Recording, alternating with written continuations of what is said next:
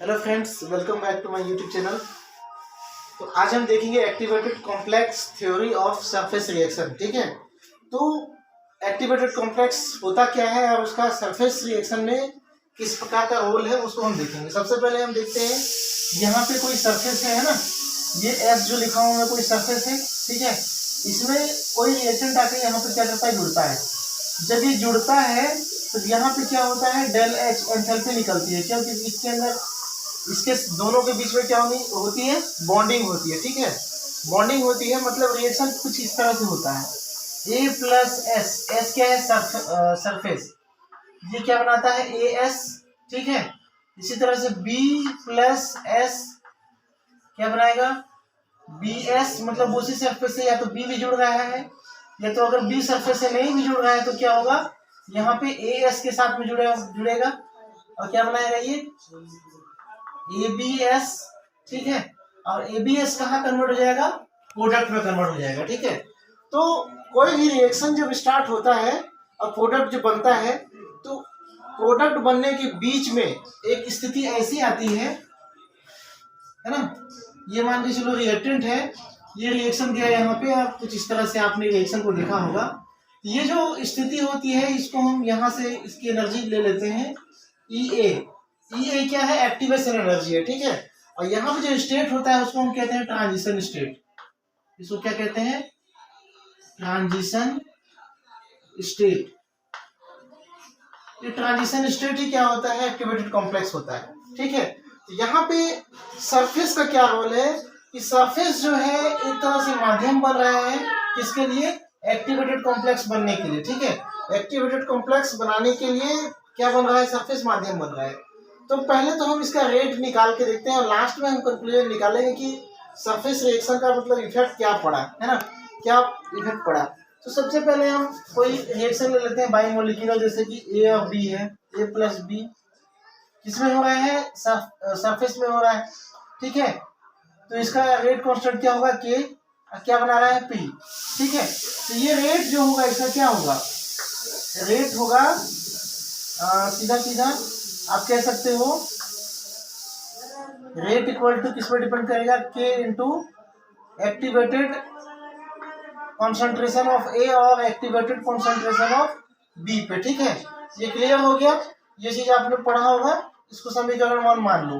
ठीक है, लेकिन ट्रांजिशन स्टेट थ्योरी क्या कहता है, ट्रांजिशन स्टेट थ्योरी कहता है कि ए और बी क्या बनाते हैं, सबसे पहले एक एक्टिवेटेड कॉम्प्लेक्स बनाते हैं। ठीक है, ए बी क्या बनाता है, एक एक्टिवेटेड कॉम्प्लेक्स बनाता है, जिसको कि मैं यहाँ पे स्टार से शो कर रहा हूँ।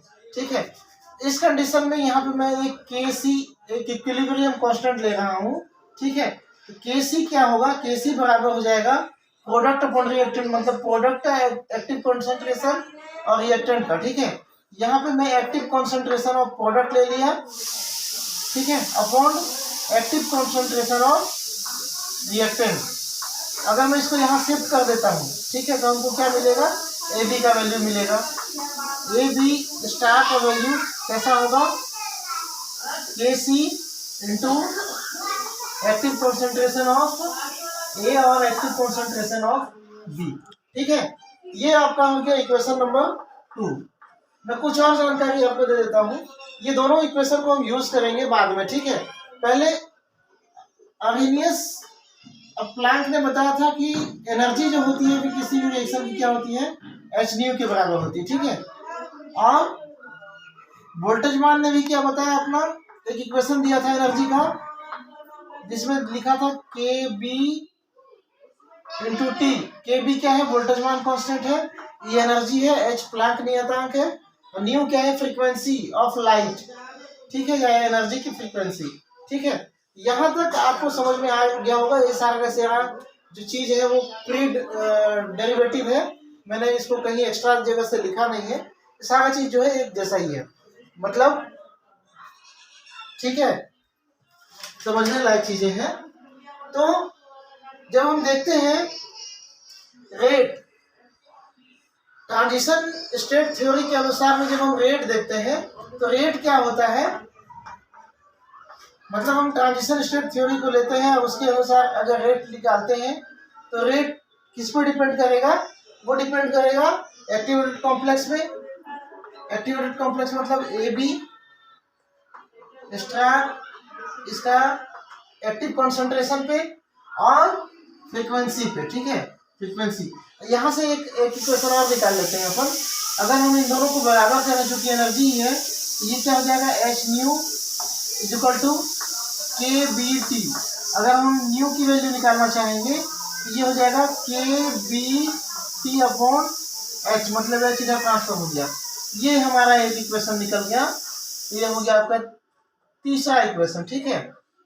न्यू की वैल्यू को अगर हम यहाँ पे रखते हैं, या फिर ए बी की वैल्यू ये है, ठीक है, ए बी की वैल्यू क्या है, ये वाला है, और न्यू की वैल्यू ये वाला है, ठीक है। दोनों को अगर हम रख देते हैं तो यहाँ पे क्या हो गया, रेट जो होगा आप किस तरह से होगा देख लीजिए। यहाँ पे हो जाएगा के C active concentration of A और active concentration of B into, चलिए न्यू की वैल्यू को बाद में हम रखते जाएंगे, ठीक है। अब हम देखते हैं ट्रांजिशन स्टेट थ्योरी के अनुसार, ट्रांजिशन स्टेट थ्योरी के अनुसार है ना, यहाँ पे लिख लीजिए आप, ट्रांजिशन स्टेट थ्योरी के अनुसार, ठीक है। या फिर आप यहाँ इसको चलिए इसको हटा दीजिए। आप ये देख सकते हैं कि ये भी क्या है, रेट है, ये भी क्या है, रेट है। ये जो रेट है वो क्या है, एक्टिवेशन एनर्जी के हिसाब से है, या सॉरी ट्रांजिशन स्टेट की थ्योरी के अनुसार है। और ये रेट जो है आपका डायरेक्ट जो रेट आया है, इसको दोनों को हम बराबर करते हैं, है ना। ये क्या हो जाएगा, मतलब इक्वेशन नंबर फर्स्ट एंड 3 हो गया, इसको हम क्या मान लेते हैं 4, ठीक है, 4 से, ठीक है। इक्वेशन नंबर फर्स्ट एंड 4 से क्या हो जाएगा, K into activation energy, activated complex of A और एक्टिवेटेड कॉन्सेंट्रेशन ना, एक्टिवेटेड कॉन्सेंट्रेशन ऑफ ए और activated concentration of B equal to क्या हो गया, के सी। ये भी क्या है, एक्टिव कॉन्सेंट्रेशन है ए और बी का, ठीक है, इंटू न्यू। यहाँ ए बी कट गया, बचा क्या, के इक्वल टू के सी इंटू न्यू, ठीक है। ये हमारा क्या निकल गया, एक फॉर्मूला निकल गया, ठीक है। अब हमको यहाँ पे केसी का फॉर्मूला, केसी का मान निकालना है। केसी का मान क्या होता है, थर्मोडायनेमिकली हम निकालते हैं, ठीक है।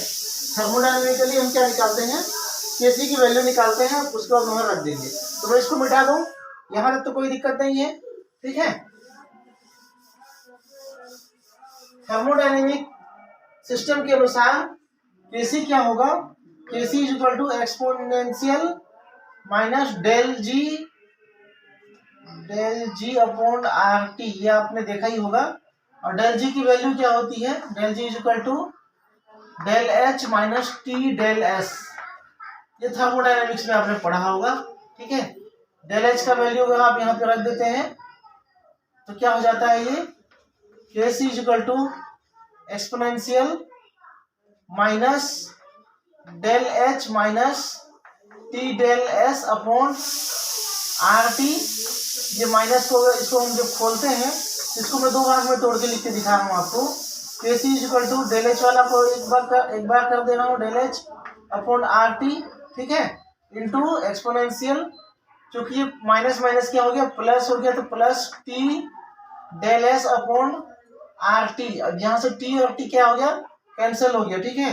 तो के सी इज इक्वल टू क्या हो जाएगा, के सी इज इक्वल टू हो जाएगा e minus del H upon R T into e del S upon R, ठीक है। ये हो जाएगा, ये हमारा एक इक्वेशन होगी। यहाँ से हमको केसी का वैल्यू मिल गया, केसी का वैल्यू को हमको यहाँ रखना है और यू का वैल्यू को यहाँ रखना है, दोनों को बस हमको रख देना है, ठीक है। तो चलिए मैं इस कॉम्प्लेक्स को मिटा के या इसी को मिटा दे रहा हूँ यहाँ पे, तो हमको क्या मिल गया, ये इक्वेशन मिल गया, ठीक है। अब हम यहाँ क्या निकाल लेंगे, टोटल के की वैल्यू निकाल लेंगे, रेट कांस्टेंट। केसी का वैल्यू क्या है, चलिए मैं न्यू का वैल्यू है वो देखने में अच्छा लगेगा, इसको पहले लिख देता हूँ। के बी वोल्टेज मान कांस्टेंट, टेम्परेचर और ये एच, ठीक है। इसकी वैल्यू हम न्यू की वैल्यू इक्वेशन नंबर 3 से ले लिए, इनटू केसी का वैल्यू को रख देते हैं यहाँ पे, क्या होगा e minus del H upon R T, ये हो गया e del S upon R, ठीक है। तो मैं सारा मिटा दे रहा हूँ। अब यहाँ पे जो खेल है उसको समझाता हूँ आपको, ठीक है। होता क्या है कि एक्टिवेटेड कॉम्प्लेक्स जो हम यहाँ ग्राफ बनाए थे कुछ इस तरह से, ये क्या था, यहाँ से यहाँ तक की एनर्जी क्या था ई ए, इधर एनर्जी और इधर क्या था रिएक्शन। ये एनर्जी फुलफिल कहाँ से होती है, जब किसी सरफेस में कोई भी रिएक्टेंट क्या है ए है जुड़ने को आता है, तो यहाँ से क्या निकलती है डेल एच एंथैल्पी निकलती है, ठीक है। अब हमको यहाँ पे रेट कांस्टेंट पे हमको क्लियर दिखाया है कि रेट कांस्टेंट किस पे डिपेंड करता है, एक तो टेम्परेचर पे डिपेंड करता है, दूसरा एंथैल्पी पे डिपेंड करता है जो माइनस डेल एच है, ठीक है, और तीसरा एंट्रोपी पे डिपेंड करता है। एंट्रोपी क्या होता है डिग्री ऑफ फ्रीडमनेस, मतलब कितना वो अव्यवस्थित है, ठीक है। एस क्या होता है एंट्रोपी डिग्री ऑफ फ्रीडमनेस, ठीक है। तो बाकी के बी ई आर टी ये सब क्या है कांस्टेंट है, टी कांस्टेंट नहीं है, टी टेम्परेचर है, टेम्परेचर पर डिपेंड करता ही है, ठीक है।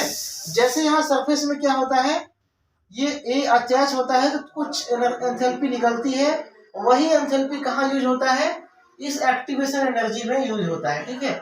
इस एक्टिवेशन एनर्जी को फुलफिल करने में, मान के चलो कोई रिएक्टेंट है, रिएक्टेंट के पास इतनी ही एनर्जी है, लेकिन अगर वो सरफेस से यहाँ अटैच होता है तो जो यहाँ पे एंथैल्पी निकलती है वो क्या हो जाएगा, यहाँ पे ऐड हो जाएगा और वो एनर्जी बैरियर को पार कर लेगा, ठीक है, पार कर लेगा और रिएक्शन जो है फास्ट होने लगेगा।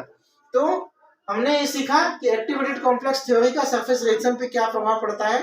तो ये जो एक्टिवेटेड कॉम्प्लेक्स है सरफेस रिएक्शन में, ये एक्टिवेटेड कॉम्प्लेक्स जल्दी से बन पाता है, क्यों, क्योंकि यहाँ पे एंथैल्पी निकलती है अटैचमेंट से, ठीक है। बस यही पॉइंट है समझाना आपको कि अटैचमेंट से जब भी कहीं पे बॉन्ड बनता है तो वहां से एनर्जी निकलती है। तो एडजॉर्प्शन भी एक तरह का बॉन्ड बन रहा है सरफेस और एटम के बीच में, ठीक है। सरफेस और एटम या मॉलिक्यूल के बीच में क्या बन रहा है, बॉन्ड ही तो बन रहा है, यहाँ से एनर्जी तो निकलेगी, है ना। यही एनर्जी जो है कहाँ यूज हो जाती है, उसको एक्टिवेटेड कॉम्प्लेक्स बनाने में सहायता करती है, ठीक है। आई होप आपको समझ में आ गया होगा कि एक्टिवेटेड कॉम्प्लेक्स होता क्या है, रिएक्शन कैसे होता है और उसका रेट कैसे डिपेंड करेगा, किस पे डिपेंड करेगा, और रेट कांस्टेंट जो के होता है उसकी वैल्यू किस पे डिपेंड करती है। तो टी है टेम्परेचर, डेल एच है और एस, टी तो खैर बाकी सारा चीजों क्या कांस्टेंट है, ठीक है। इन तीनों चीजों पे क्या करती है, डिपेंड करती है, ठीक। तो चैनल में बने रहने के लिए बहुत बहुत धन्यवाद और आप सभी का दिन जो है शुभ हो।